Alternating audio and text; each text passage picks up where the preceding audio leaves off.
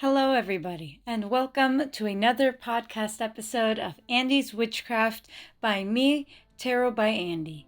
I hope you are all having a wonderful day so far. Today's episode, we are going to discuss more of the Buddhist aspect of my practice by talking about one of the Bodhisattvas that I venerate and work with in my practice. Their name is Itigarbha, and they're known as the Bodhisattva of children, women in childbirth, and travelers.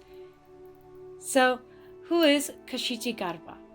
Well, this Bodhisattva is also known by the name Jizo in Japan and Dijang in China. So, for the simplicity of my pronunciation, because I'm sure I'm pronouncing the Sanskrit name incorrectly, I will refer to them as Jizo.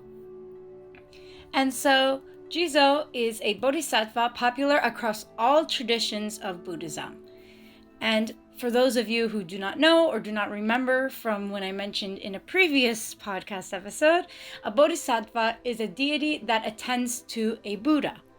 And so this bodhisattva chooses to stay behind in this world to help others. In other words, they forego their enlightenment, so their ability to reach the heavens, for the sake of humanity.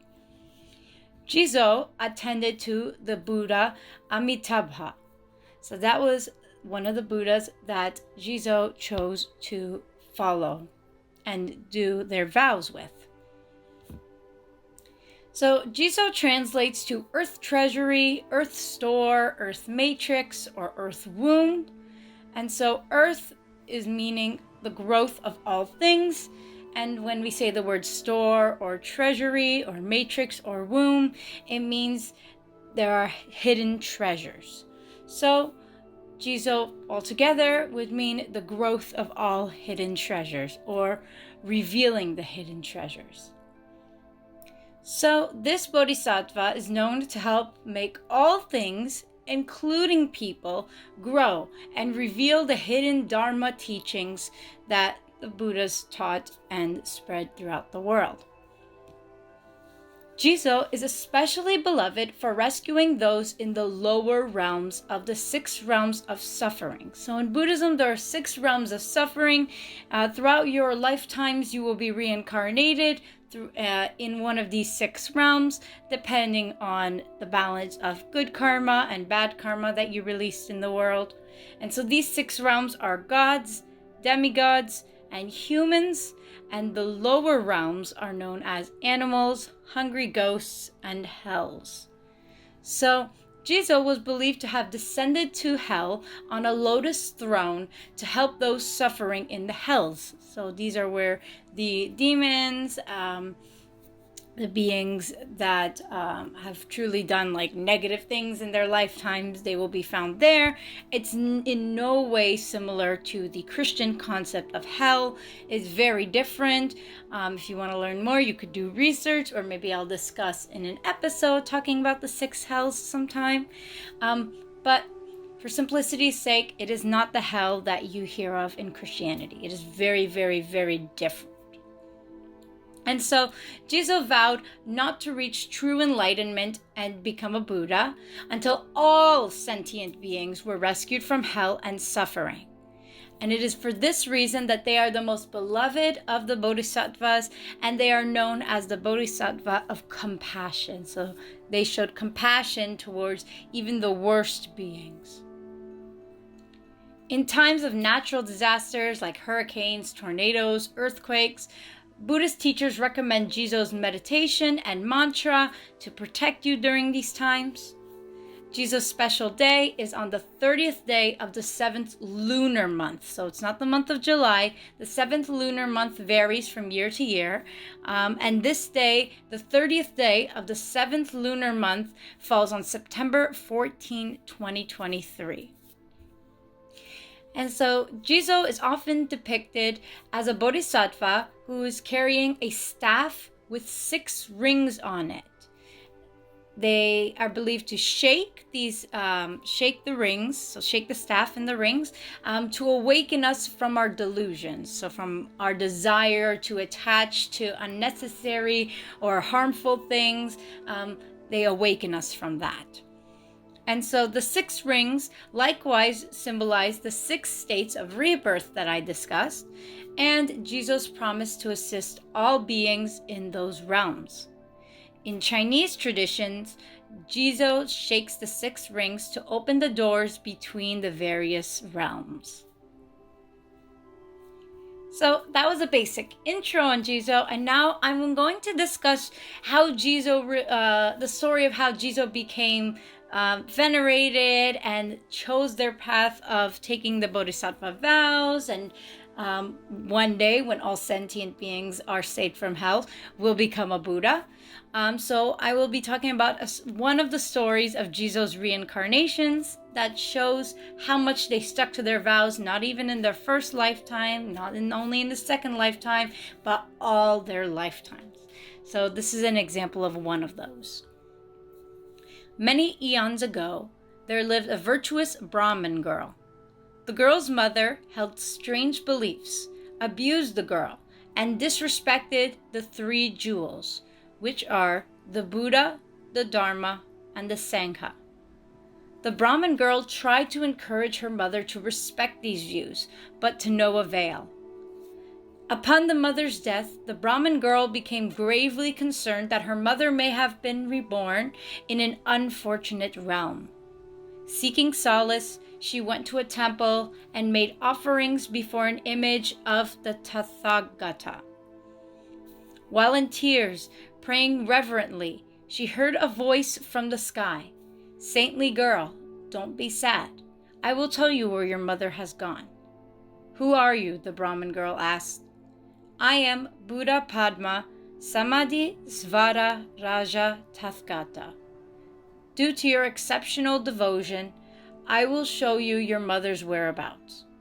Once you have made your offerings, return home and contemplate my name." The Brahmin girl meditated on that Buddha for 1 day and 1 night. She saw herself coming to a boiling sea with many terrible-looking demons.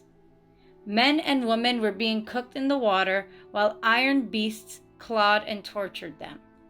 The Brahmin girl remained calm and unafraid. While there, she encountered a ghost king named Vandana, who asked her, "Holy girl, why have you come here?" "I have come in search of my mother," said the Brahmin girl. "What is this place?" "This is Kakravada Parvata," said Vandana. "One only comes here through karmic debt or spiritual power." Vandana told the Brahmin girl about the different hells in the 4 directions, the 18 major hells, and 500 minor ones, all with boundless suffering. Vandana said, "Because of your sincere offering to Buddha Padma Samadhi Svara Raja Tathgata, not only was your mother delivered from this hell realm, but so were all the other beings in her particular region." The Brahmin girl awoke from her meditative dream and made a vow in front of an image of the Buddha. "For an inexhaustible number of eons to come, I will establish expediencies to liberate and deliver sinful, suffering beings." So the reason that I'm sharing this story with you is that this was the story that actually introduced me to Jizo. I came across it on a TikTok video, and so this is one that I hold near and dear. Because it taught me more about Buddhism. It taught me more about my spirituality, and I really appreciated it. So I kept the story in mind, I made a note of it, and I read it whenever I need some reassurance on my path. And this is only one story of one reincarnation or incarnation of Jizo. Buddhist historians have also discovered information on Jizo's other reincarnations. So if you want to learn about them, check out the Buddha Weekly link that is below. So Jizo is depicted in many forms all throughout Asian cultures, and especially Japan. Many originated in recent centuries and are unique to specific island nations. Nearly all villages and localities have their own beloved Jizo statues, which are given unique names defining their specific salvic functions. So the different statues have different names, and the different names and statues have different purposes to like pray for. So one for children, one for compassion, one for empathy, and so on and so forth. So Prithvi, who was a Hindu earth diva, extolled Jizo's virtues. And they said that Jizo's devotees will gain 10 benefits if they build places of worship to Jizo, place images of Jizo, burn incense for Jizo, and venerate Jizo with prayers and offerings. So I'm going to list you the 10 benefits that are known to people who venerate them. Number 1, their lands shall be fertile. 2, their households shall enjoy harmony forever. 3, their deceased ancestors shall be reborn in the heavens. 4, their and their relatives' lifespans shall be ever longer. 5, their prayers and aspirations shall all be answered. 6, they shall never be harmed by calamities of flood and fire. 7, they shall never again experience fruitless beginnings. 8, their bad dreams shall cease. 9, their comings and goings shall be protected by guardian deities. And 10, their paths will always intersect with holy conditions. So, another story that really spoke to me and that further aggravated, I guess, so like it expanded my respect for this Bodhisattva. So this is the story. It was long ago, some men were out fishing in the Sea of Japan. To their surprise, they spied a stone statue of Jizo visible beneath the clear waters. They pulled it from the sea, brought it to shore, and enshrined it on this hilltop. By and by, word of this Jizo spread. This particular Jizo's name was called Nashi Noki Jizo. They were said to have extraordinary powers. People came from far and wide to pray to this Jizo for their sick children. Every prayer for healing offered to the Nashi Noki Jizo was answered. Jizo healed the children by removing their illnesses and selflessly taking them upon themselves. And this is why they became known as the Bodhisattva of children. So me, I love kids. I want to have a career working with kids.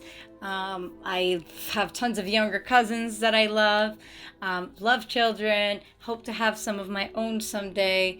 And this story really empowers me to acknowledge and venerate the divine feminine within me, that nurturing, caring, kind of like mother or fatherly figure that's within me that I am.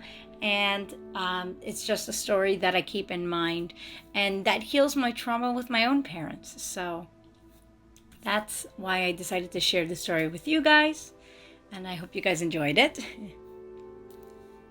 The next section, now that we know the history, who Jizo is, who they are, like what they are venerated for, like prayed to and worshipped for, I'm now going to discuss some rituals with Jizo that are very popular. The first one is the Mizuko ceremony, or Mizuko Koyo. This ceremony centers on Mizuko Jizo, and so Mizuko means water baby. The ceremony is performed on behalf of someone who unfortunately miscarried, or had a stillborn, or a very young infant who passed away. And this ceremony dates back to the post-World War II period in Japan. This was a time where parents could not afford to have kids, and the economy was completely destroyed in Japan. And abortion rates did rise significantly during this time. So this ceremony was done to pray for the souls of those who were aborted. And so the ceremony is a stone Jizo statue dressed in children's clothing, usually red, which was a color thought to ward off demons, was placed on the temple grounds or in a park outside the temple. So it's not unusual for living children to play in a park while the parents dress their Jizo in new seasonal clothing. In a way, it is to bring that child that they lost into their daily lives and do activities while having part of them with them, I guess. Kind of like you're dressing up this Jizo like in clothing like you would with your child. And so you're kind of bringing that child back to life spiritually and bringing them, connecting with the family and family activities. And so the Mizuko ceremony is being adapted in the West as a way to process grief for the loss of a child in pregnancy and also for tragic deaths of children. Now, I will note, because as I was talking, I was like, I'm going to clarify. When I mentioned the abortion rates that rose, I'm not saying that, oh, my friend had an abortion, I got to pray for the soul of that child and pray for my friend, they made a terrible mistake. No, that's not who I am. I am very much pro-choice for information. But if this ceremony historically was done when abortion rates rose because they couldn't afford to have a child, not because they did not want that child. And so in a way it was to process the grief of a child that they could not have because they could not financially afford them. So I will put that disclaimer there for you guys. The next ritual is the Jizo Darani. This chant invokes Jizo's presence and helps dispel distressing thoughts or energy and offers well-being and protection. So the chant goes Om Ka Ka Kabi San Mae Sowa Ka. And so you just keep repeating that over and over again, maybe with background music, like instrumental music, and eventually will reduce your depression and your anxiety. And it's kind of like a protection magic ritual as well. Just telling Jizo, come protect me at all times, to remove all negativity, anything that does not benefit me, remove it from my life so that I can be protected and have a higher sense of well-being. Finally, the last one is Jizo Nagashi, which means Jizo floating on the waters. This is done in times of epidemics or disasters, and it's customary to paint many images of Jizo and throw them into the sea or river. Now, please, if you're going to do this, please be sure you have like environmentally safe materials. Don't just throw like glass Jizos or styrofoam Jizos, not that there's going to be any, but make sure the materials you are throwing is biodegradable and environmentally safe. And so this ceremony sometimes takes place during the periods of the spring and the autumn equinoxes, which I found that was really cool. So even the Buddhists celebrate the equinoxes and the changing seasons. And the Jizo Nagashi is a ritual that really gets to the heart of the Zen mode of healing, especially for women. So it's a way for women to get involved in these rituals and traditions that traditionally men only had the opportunity to have. So there's that. Finally, I'm going to discuss how I personally work with Jizo. So I just recently started. I only found out about this Bodhisattva about a month ago, so I'm still relatively new and learning. And I find that acknowledging their wisdom and their history is a great start. You know, the first thing you do, even for like Christians who learn about saints, they venerate the saints by learning about their history, their childhood, their upbringing, and so on and so forth. And so a lot of websites and books use like he, him pronouns to describe Jizo because that was like that was when they became a bodhisattva, was when they were incarnated into a male body. However, I chose to use they, them pronouns for the reason being that I'm acknowledging their history. I'm not only working with their current quote unquote physically male form, but I'm also working with their past lives, which, as you recall from the story, I said one of them was female. And so this is one way that I find I can balance the divine masculine and the divine feminine. You know, you can be divine in a male body or a female body, and that's perfectly fine. In some Buddhist traditions, they say that you will never reach enlightenment until you're incarnated into a male body, which that's the one thing I disagree with those traditional Buddhists. I find that mentality came from a patriarchal society, and I do not agree with it at all. So I choose to acknowledge the feminine aspects of the Buddhas. The next thing you can do, or like that I do to personally work with Jizo, and you can too, if that's something you're interested in, is researching their particular mantras and meditations. Doing meditations that they did during their lifetimes is a great way to kind of get in the mindset of like, this is what they were feeling in that moment, and this is how I'm feeling in this moment. How are they similar? How are they different? What are they trying to teach you through this, if you're getting any messages or signs from them? Another way I work with Jizo is to ask them to intercede and help with my healing journey, spiritually, religious trauma, physical illness, depression, anxiety, acute stress disorder that I dealt with.